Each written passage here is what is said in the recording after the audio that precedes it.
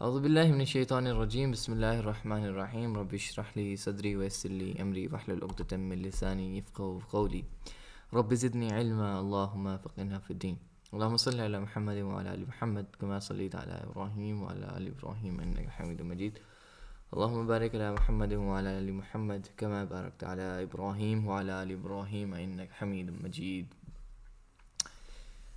Python की class number 3 में खुशामदीद। आज जिस टॉपिक पे हम लोग बात करेंगे वो हैं वेरिएबल्स। क्या होते हैं वेरिएबल्स? तो वेरिएबल्स जो हैं ये कोई भी चीज़ स्टोर करने के लिए यूज़ किए जाते हैं। फॉर एग्ज़ाम्पल किचन में कोई भी आपके पास स्पाइस है, कोई भी मसाला है, उसको आपने स्टोर करने के लिए एक जार रखा होता है। इसी तरह किसी भी प्रोग्रामिंग में किसी भी वैल्यू, किसी भी नेम, किसी भी स्ट्रिंग, नेम, नंबर एक्सेट्रा, किसी भी चीज़ को स्टोर करने के लिए जिस वर्ड का या जिस लेटर का हम लोग उसके अंदर जिस लेटर में स्टोर करवाते हैं उसको वेरिएबल्स कहते हैं।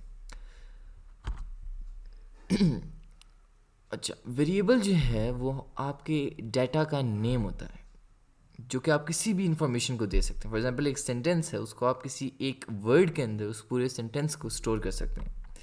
कोई वैल्यू अगर आपने स्टोर करनी हो तो वैल्यू भी स्टोर हो सकती है, यानी आप उसको याद कर सकते हैं, रिमेंबर कर सकते हैं वैल्यू को। किसी भी चीज़ को सॉर्ट किया जा सकता है। वेरिएबल्स यूज़ क्यों किए जाते हैं? तो वेरिएबल्स जो हैं वो किसी भी इंफॉर्मेशन को, प्रोग्राम के अंदर इंफॉर्मेशन को यूज़ करने के लिए स्टोर किए जाते हैं, जो कि in the form of user की इनपुट भी हो सकता है, इन द फॉर्म यूज़र की इनपुट भी in the form of string, in the form of float, in the form of integer, किसी भी चीज़ में हो सकता है। रीडेबिलिटी एंड क्लैरिटी, यानी पढ़ना आसान किया जा सकता है। किसी वर्ड के अंदर अगर किसी लफ्ज़ के अंदर स्टोर होगा तो उसको एक्सेस करना आसान हो जाएगा। Time and error saving. अगर हमने कोई एक वर्ड लिखा हुआ तो किसी चीज़ के अंदर स्टोर करवाया, हमें अब आगे जाके भूल जाए तो उस बात को हम लोग रिपीट करने के लिए वेरिएबल यूज़ कर सकते हैं ताकि वो बात भूली ना जाए। अच्छा, वेरिएबल्स को असाइन करने के लिए जो ऑपरेटर यूज़ किया जाता है वो इक्वल का ऑपरेटर होता है, इक्वल टू का साइन। बट इसको कहते हैं हम लोग असाइनिंग ऑपरेटर या असाइनमेंट ऑपरेटर। वैल्यू 3 तरह की होती है पाइथन के अंदर या कोडिंग के अंदर। 3 तरह की वैल्यू होती है। One is a float, one is a string and one is a integer. अब हम लोग गूगल को लैब पे चलते हैं, थोड़ी सी करते हैं असाइनमेंट। हम लोग यहाँ पे क्लास नंबर न्यू नोटबुक, इसको कहते हैं हम लोग इन द फॉर्म। तो हम लोग कहाँ थे? हाँ, तो हम लोग को जो वेरिएबल्स हैं ना वो असाइन करने होते हैं। अच्छा, ये 3 तरीके से असाइन किए जा सकते हैं इन द अच्छा, ये 3 डिफरेंट नंबर्स हैं ना, इन तीनों को हम लोग नेक्स्ट लेक्चर में वैसे पढ़ेंगे। ये डाटा की टाइप्स होती हैं, इंटीजर्स, स्ट्रिंग्स और ये टपल फ्लोट। खैर स्टार्ट करते हैं हम लोग। ठीक है, फर्स्ट ऑफ ऑल कोई भी हम लोग वेरिएबल ले सकते। अच्छा, वेरिएबल लेने के लिए भी ना, अच्छा सॉरी अगली साइड एक सेकंड देख ले। वेरिएबल को नेमिंग करने के लिए भी ना कुछ रूल्स एंड रेगुलेशंस होते हैं। फॉर एग्जांपल लेटर्स जो हैं और नंबर्स और अंडरस्कोर्स के साथ होते हैं। तो वेरिएबल्स जो हैं उनको नेमिंग करने के लिए कुछ रूल्स एंड रेगुलेशंस होते हैं, जिनमें से ये कि वेरिएबल्स के अंदर लेटर्स भी हो सकते हैं, नंबर्स भी हो सकते हैं और अंडरस्कोर हो सकते हैं। अच्छा, अगर जो वेरिएबल है वो कभी भी किसी भी नंबर से स्टार्ट नहीं हो सकता। फॉर एग्ज़ाम्पल अगर हम लोग लिखें ना, फॉर एग्ज़ाम्पल वेरिएबल है ए, हमने इसको सॉर्ट किया, ए के अंदर हम लोग अगर 6 करें और फिर हम लोग करें जी कि प्रिंट करो जी ए को, प्रिंट करो जी ए को और शिफ्ट एंटर करेंगे तो ये 6 प्रिंट करेगा। ओके, ये थोड़ा सा फर्स्ट टाइम जब लोड होता है तो थोड़ा सा टाइम लेता है। लेकिन अगर हम लोग फॉर एग्जांपल जब तक नया, हाँ देखें 6 आ चुका है। लेकिन अगर हम लोग कोई और वेरिएबल है, फॉर एग्जांपल 0a, या फिर हम लोग ले लें जी 2a equals for example 2a की वैल्यू है 56, और फिर हम लोग करें जी प्रिंट करें जी 2a को। तो देखें आपको ये पहले ही रेड डैश शो कर रहा है कि यहाँ पे कोई मिस्टेक है, और जब आप इस पर लेके जाएंगे तो ये कहेगा intent statements must be separated by new lines और सेमीकोलन, इंटीजर a है।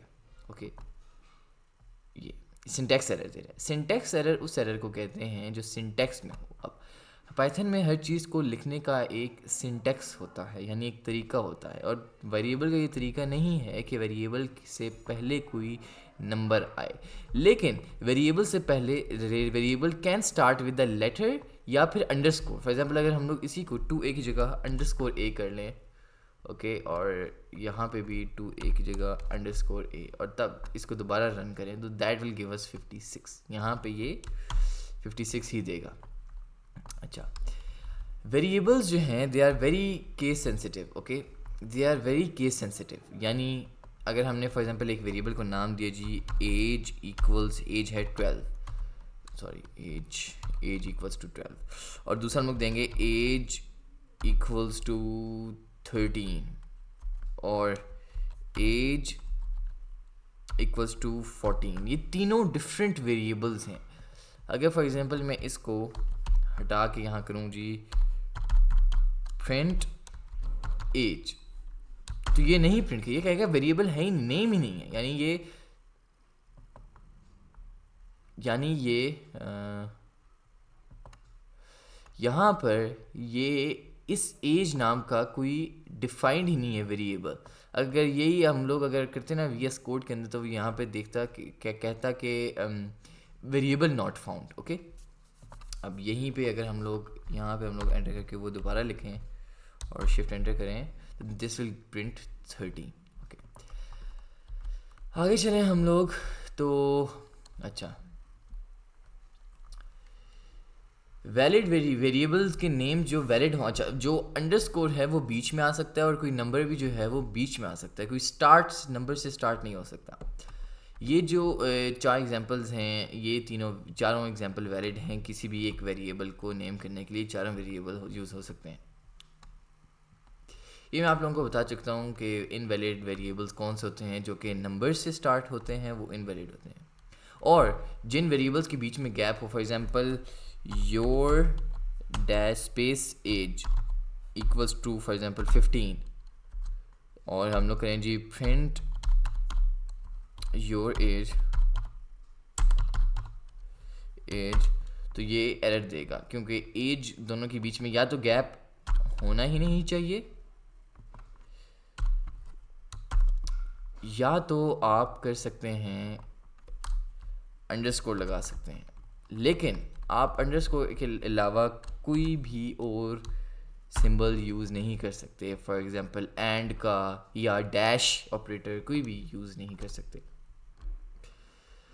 आगे चलें तो use meaningful names. For example अगर हमने डाटा निकाला है योर एज का, तो हम लोग अगर इसको ए के अंदर स्टोर कर लेंगे तो हमें बाद में अगर यूज़ करना पड़े और हम भूल जाएंगे किस वेरिएबल में स्टोर करवाया था, तो that can cause a problem. So इसलिए ऐसे वेरिएबल्स चूज़ करने चाहिए जिनका जो मीनिंगफुल वेरिएबल्स हों। फॉर एग्जांपल किसी की एज है तो उसको एज वेरिएबल में स्टोर करेंगे, ना कि किसी A B C या एनी अदर वेरिएबल। स्टोर उसके अंदर भी हो जाएगा, बट इट विल कॉज वो जो है वो प्रॉब्लम ये क्रिएट करेगा कि आप भूल सकते हैं। अवॉइड सिंगल लेटर्स देखें, फॉर एग्जांपल आई या जे के अंदर यूज़ ना करें, यानी ABCXYZ etcetera. Prefer lower case, क्योंकि मैंने आपको बताया कि Python is very case sensitive language, तो इसलिए स्मॉल लोअर केस यानी जो स्मॉल ABC होती है उसको प्रेफर करना चाहिए। और अंडरस्कोर यूज़ करना चाहिए फॉर रीडेबिलिटी। जैसे मैंने भी आपको बताया कि योर एज अगर जुड़ा हुआ होगा तो ये समझ नहीं आ रहा है योराज लिख रहा, and when your age it will separate because we can not use space. अच्छा, अब ये दो मैंने कंपैरिजन किए में हैं कि अगर हम लोग वेरिएबल यूज़ करें, for example total marks, total underscore marks, we can know that इस वेरिएबल के अंदर टोटल मार्क्स ही स्टोर हुए हुए होंगे। अगर कोई दूसरा बंदा हमारे वेरिएबल्स या पाइथन कोड को देख रहे तो उसे समझ आसानी से आ जाएगा। But if we have stored in TM, he can not know that this belongs to the total marks, कि ये टोटल मार्क्स हैं। User input and you in it we cannot understand if we don't have this part. We cannot understand what does u underscore in contains. But if we have user input as a variable, we somehow know that it will contain the input of a user, it will contain the marks, the total marks. So this can help.